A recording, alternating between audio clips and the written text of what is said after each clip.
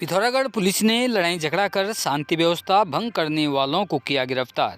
वहीं यातायात नियमों का उल्लंघन करने व मिशन मर्यादा के तहत कुल 33 लोगों के विरुद्ध की चालानी कार्रवाई। पिथौरागढ़ जनपद क्षेत्रांतर्गत सड़क दुर्घटनाओं पर प्रभावी रूप से अंकुश लगाने हेतु शराब के नशे में वाहन चलाने, यातायात नियमों का उल्लंघन करने वालों के विरुद्ध जनपद पुलिस के द्वारा कड़ी वैधानिक कार्रवाई की जा रही है।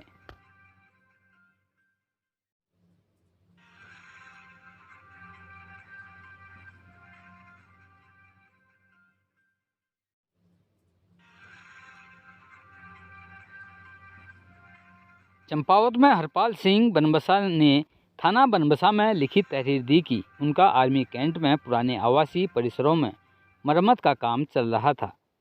निर्माण कार्य के लिए लाया गया सामान उनके द्वारा एक कक्ष में रखा गया था, जो विगत कुछ समय से लगातार चोरी हो रहा है।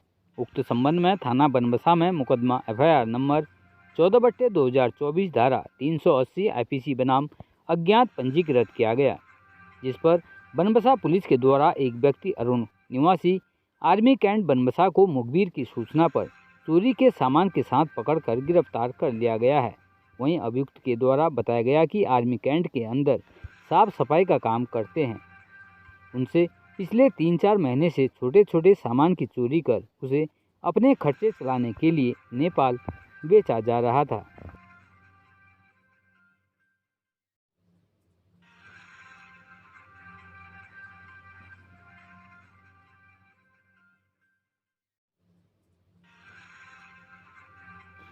उत्तराखंड के रुड़की क्षेत्र की गंगनहर से आखिरकार मनीषा का शव बरामद कर लिया गया है।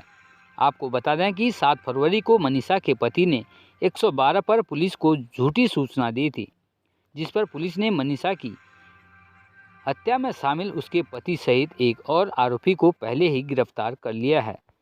मृतका मनीषा के शव को पुलिस की निगरानी में पोस्टमार्टम के लिए भिजवाया गया है।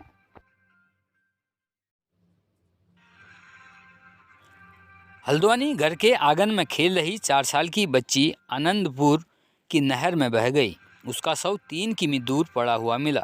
गन्ना सेंटर चौकी इंचार्ज त्रिभुवन ने बताया कि बहेड़ी यूपी निवासी सुरेश मौर्य तेवलचौड़ बंदोबस्ती में परिवार के साथ किराए के मकान में रहते हैं। वह यहां पर किसी के खेत में मजदूरी करते हैं। बीते दिवस उनकी बेटी दिव्यांशी घर के आंगन में खेल रही थी। सामने आनंदपुर को जाने वाली नहर में पानी बह रहा था।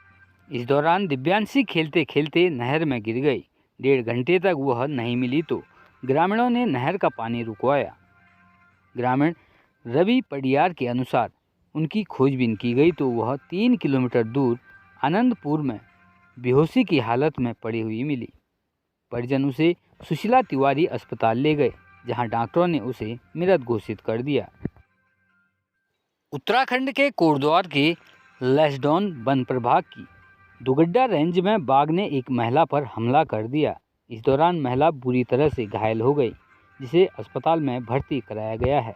प्राप्त जानकारी के अनुसार ग्राम पंचायत सकाली के सरूड़ा गांव निवासी पुष्पा देवी पत्नी सुरेंद्र सिंह नेगी गांव की 3 अन्य महिलाओं के साथ सुबह जंगल में घास लेने जा रही थी। इस दौरान रेंज कार्यालय और गांव के बीच तलगांव के पास झाड़ी में छिपे बाघ ने उन पर हमला कर दिया। हमले के दौरान सबसे आगे चल रही कविता देवी नीचे झुक गई, जबकि उसके पीछे चल रही पुष्पा देवी पर बाघ झपट पड़ा। हमले के बाद पुष्पा देवी नीचे जमीन पर गिर गई। हमले में असफल रहने के बाद बाघ ने महिला पर दोबारा हमले का प्रयास किया, लेकिन महिलाओं ने शोर मचा दिया, जिससे बाघ वहां से भाग गया। वहीं बाघ के हमले में घायल महिला पुष्पा देवी को लेकर घर पहुंचे और परिजनों को आप बीती सुनाई। परिजन पुष्पा देवी को उपचार के लिए प्राथमिक स्वास्थ्य केंद्र दुगड्डा ले गए, जहां चिकित्सकों ने प्राथमिक उपचार के बाद उसे बेस अस्पताल कोटद्वार रेफर कर दिया है।